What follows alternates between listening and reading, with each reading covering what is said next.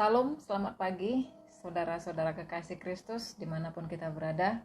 Yang saat ini kita akan mendengarkan firman Tuhan dan kita persiapkan hati kita. Mari kita bersatu di dalam doa.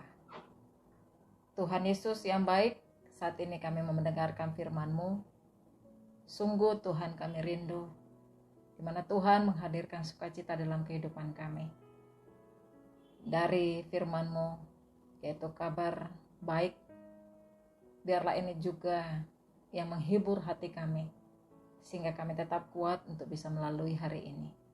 Terima kasih Tuhan, kuasai hati dan pemikiran kami semuanya, dan hamba-Mu yang begitu sederhana ini Tuhan untuk bisa menyampaikan firman-Mu. Layakkan kami untuk dapat bersekutu kepada-Mu Tuhan. Berfirmanlah Engkau ya Bapa di surga. Dalam nama Tuhan Yesus kami berdoa. Amin. Jemaat yang berbahagia dalam Kristus Yesus, saat ini firman Tuhan kita ambil dalam kitab Yesaya pasal yang ke-35 ayat yang ke-10. Beginilah firman Tuhan.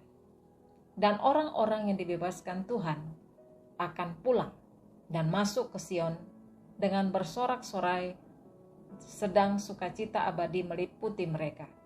Kegirangan dan sukacita akan memenuhi mereka, kedukaan dan keluh kesah akan menjauh. Tema kita pada kesempatan ini adalah kabar sukacita. Jemaat Tuhan, kekasih Kristus, saya yakin ketika kita mendengarkan tema ini, semua orang pasti ingin sekali untuk mendapatkan sukacita dalam hidupnya. Hanya saja yang menjadi pertanyaan bagi kita, di manakah kita dapat memperoleh sukacita itu?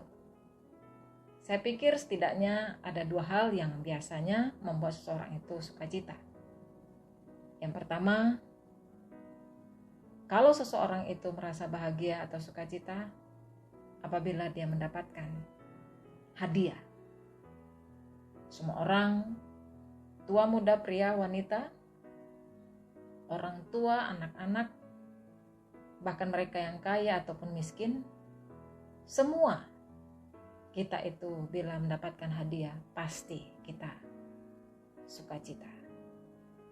Apalagi jika hadiah itu diterima itu apabila kita inginkan, kita harapkan, dan kita butuhkan. Misalnya, seseorang itu membutuhkan sepeda motor untuk membantu melancarkan usahanya. Tiba-tiba ada orang untuk menghadiahkan kepadanya 1 unit sepeda motor, dan saya bisa bayangkan saudaraku yang terkasih, hadirnya sukacita dalam kehidupannya. Atau misalnya seorang nenek, orang tua, itu sangat bersukacita jika di ulang tahunnya misalnya pada usia 80 tahun ternyata anak cucunya pada bisa untuk datang mengucapkan selamat dan memberikan hadiah kepada neneknya. Dia tidak peduli apapun isi hadiahnya, yang dia harapkan dan membuat dia bahagia adalah kehadiran semua cucu dan keturunannya, supaya membuat dia semangat, dan itulah yang terindah di masa tuanya. Saudaraku yang terkasih, itu alasan yang pertama ketika orang bisa merasakan sukacita dalam hidupnya. Tetapi ada alasan yang lain. Apabila seseorang itu bahagia dan merasa sukacita karena dia merasa dibebaskan dari masalah dan pergumulan. Saya yakin saudaraku yang terkasih, seseorang akan senang dan bahagia di dalam hatinya ketika masalah dan pergumulan yang sudah bertahun-tahun menghimpit kehidupannya dan juga menyesakkan hidupnya, tiba-tiba itu dapat diselesaikan. Rasanya ini pasti melegakan dan membuat dia itu tenang dan damai. Saudaraku yang terkasih, ini juga yang dinyatakan dalam firman Tuhan pada Yesaya pasal 35 ayat 10. Ada pesan yang diceritakan di sini, yaitu contoh kabar sukacita bagi umat Allah. Kabar sukacita itu langsung bersumber dari Allah sendiri, dan kabar sukacita itu oleh karena umat Allah itu akan dibebaskan dari masalah. Mereka semua akan dipulihkan oleh Tuhan dengan tangan Tuhan sendiri. Dan oleh karena itu, Tuhan mengutus nabinya yang bernama Yesaya untuk memberitakan kabar sukacita ini. Tetapi apakah mereka percaya akan kabar baik ini, Bapak, Ibu, dan saudaraku yang terkasih? Apakah mereka percaya terhadap kabar penyelamatan Allah ini? Apakah mereka bersukacita? Mereka ternyata sulit untuk mempercayainya, Bapak, Ibu, dan saudaraku. Kenapa? Karena kabar gembira ini tidak kunjung datang. Mereka mengharapkan begitu lama. Dan mereka berhadapan terus dengan penindasan yang begitu nyata dan sangat-sangat jelas untuk menghimpit kehidupan mereka. Israel Utara sudah hancur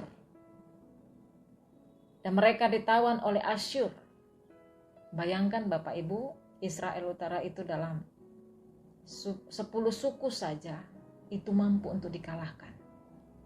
Apalagi mereka yang dikenal sebagai bangsa Yehuda yang hanya dengan 2 suku saja. Oleh karena itu Yehuda lebih mempercayai tawaran pertolongan dari kerajaan Mesir ketimbang kabar sukacita dari Allah yang disampaikan oleh Nabi Yesaya. Akibatnya apa yang timbul dalam situasi ini? Ketidakpercayaan mereka itu kepada Tuhan. Mereka ternyata dihukum oleh Allah. Saudaraku yang terkasih, pesan firman Tuhan bagi kita di minggu Advent yang keempat ini, yang sudah kita masuki, dan ketika beberapa hari lagi kita akan memasuki hari Natal, hari kelahiran Tuhan Yesus ke dunia, maka kita sesungguhnya diajak untuk menyalakan, merayakan sukacita bersama dengan pertolongan Tuhan. Walaupun perubahan belum lagi nampak, ternyata di sini mungkin kita masih ragu. Karena nyata-nyata sepertinya Tuhan itu tidak membuktikan karyanya. Tapi di sini kita harus percaya bahwa Tuhan menggenapinya. Tuhan dan hanya Tuhan yang bisa menyelamatkan kita. Dia dan hanya Dia bisa melepaskan kita dari masalah dan bahkan memberikan hadiah yang begitu indah untuk kita. Karena itu saudaraku yang terkasih, mari kita rayakan sukacita kita, dan janganlah kita malah mencari keselamatan dari juru selamat yang lain yang semu. Tapi itu hanya jawabannya, sukacita, hadiah yang besar itu, yang mampu mengeluarkan kita dari segala permasalahan hidup. Bahkan dosa yang begitu besar itu dapat Tuhan selesaikan. Dan inilah hadiah yang terbesar yang Tuhan sudah genapi. Dan apapun masalahmu, apapun yang menjadi pergumulanmu, Tuhan sanggup untuk menyelesaikan segala perkara dalam kehidupan kita. Tuhan akan menyelesaikannya dengan caranya. Dan inilah janjinya yang sungguh-sungguh nyata untuk kita terima sebagai hadiah yang Tuhan sediakan bagi kita semuanya. Tuhan Yesus memberkati. Amin. Mari kita bersatu dalam doa. Bapa di surga, terima kasih buat firman-Mu. Sungguh kami seakan-akan ragu dan bahkan tidak melihat hadiah yang Engkau sediakan bagi kami. Padahal itu sungguh pasti dan nyata dan jelas untuk dapat kami terima. Segala hadiah Engkau sudah persiapkan untuk dapat kami terima dan nikmati. Tuhan, ajari kami supaya kami tetap yakin dan percaya bahwa karya-Mu yang tidak mungkin secara akal kami untuk dapat kami terima, tetapi itu Engkau nyatakan dengan penggenapan yang pasti.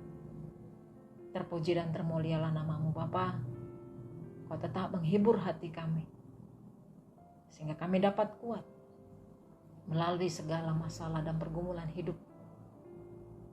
Karena hadiah yang terbesar Engkau sudah ulurkan dan nyatakan dalam tangan-Mu yang penuh kasih untuk memberkati kehidupan kami seluruhnya.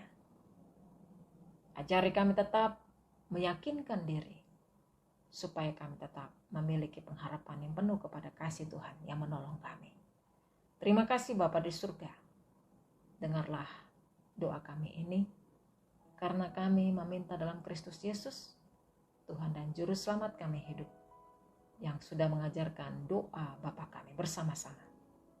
Bapa kami yang di sorga, dikuduskanlah nama-Mu. Datanglah kerajaan-Mu, jadilah kehendak-Mu di bumi seperti di sorga. Berikanlah kami pada hari ini makanan kami yang secukupnya, dan ampunilah kami akan kesalahan kami, seperti kami juga mengampuni orang yang bersalah kepada kami. Dan janganlah bawa kami ke dalam pencobaan, tetapi lepaskanlah kami daripada yang jahat, karena Engkau-lah yang punya kerajaan, dan kuasa, dan kemuliaan sampai selama-lamanya.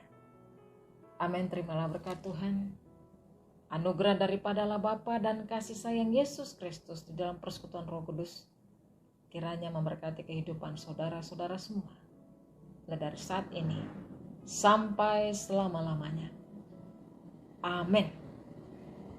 Selamat pagi, Tuhan Yesus memberkati, dan salam sejahtera bagi kita semuanya. Selamat menyambut hari kelahiran Tuhan Yesus ke dunia.